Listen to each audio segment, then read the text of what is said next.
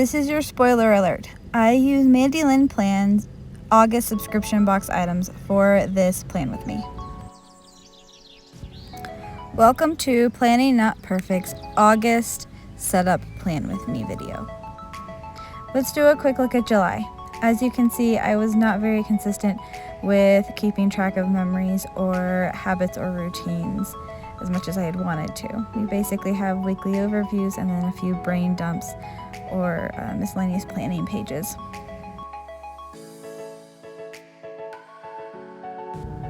I thought I had everything ready to go, but then I realized I hadn't pulled out my moon cycle chart, as well as a few other things that I needed for August, like my tab for the month. Since it's still pretty warm here in Colorado, I'm still fighting with the fan, so if you guys have any tips on how I can keep those pages from flying away, please let me know. Here we're setting out the tab for the month, and this spread will be my goals, brainstorming, and tracking page. As I've been only doing this layout for a few months, I still have to count out each of the segments and mark them out with my Mildliner. If this page looks somewhat familiar, it is inspired by Cultivate What Matters and some of their spreads. Nothing too special, just more of what is on that page and what I want to focus on for the month of August. I will basically be setting up the structure of this spread on camera, and I'll go back in and fill out what I actually want to focus on later on. I just was not in the brain space while filming to really sit down and puzzle through what I wanted to work on in August.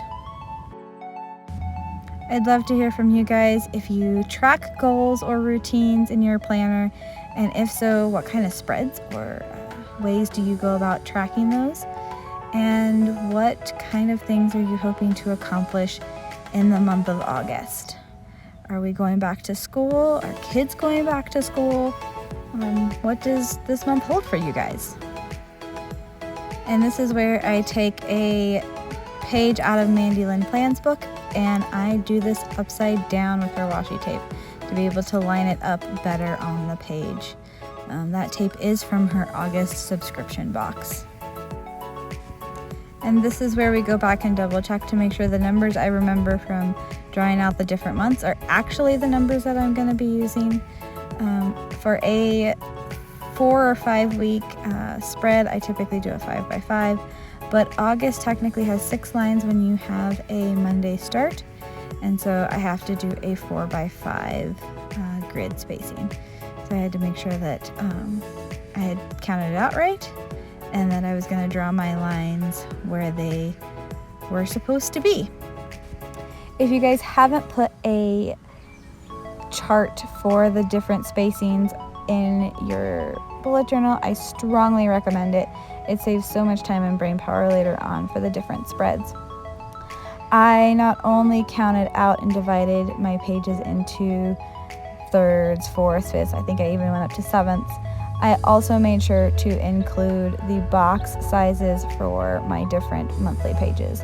So if it's a 5-week monthly or if it's a 2-page monthly, that way I can just do a quick reference of how big those boxes are supposed to be. Here I'm using that washi again and doing it upside down so that I can get it lined up with the grid spacing for both parts of the page. You guys would not believe how hard it is to not stick my head underneath the camera while I'm doing some of these pages. You never really realize it until you are trying to avoid putting your head up in front of a camera. This August sheet is from Mildliners Plans, her 12-month bundle. It's just scripts, so it has the month and then it has a whole bunch of different appointments, events, payday, trash, all those sorts of things to be able to set up on your monthly page. You could also probably use them on your weeklies as well if that's what you so chose. As you can see, I put the Saturday in blue and Sunday in red, mirroring the Hobonichi. I just like the color differentiation.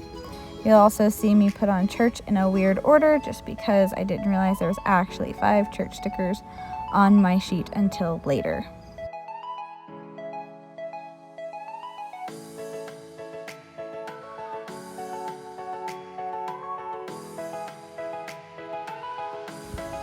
Now I'm just going in and making sure I have all of my special work shifts marked so that I don't miss anything, since the first 2 weeks of August are going to be a little bit odd for me. I'm also going to set up my 1 line a day memory page on the right hand side of the month. This is one thing I took from the bullet journal method that I have just really loved and enjoyed and has been a big help. And that sticker that I put on the bottom of the monthly layout didn't want to stay, so we put him on the bottom of the memories page instead.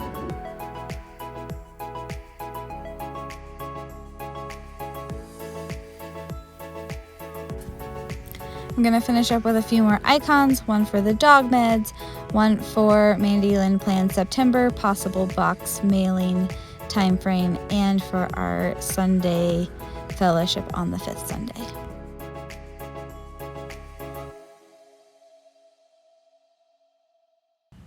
Here is my goals page that I'll be filling out a little bit later. And here is my finished August monthly spread. We'll see you guys next time. Bye!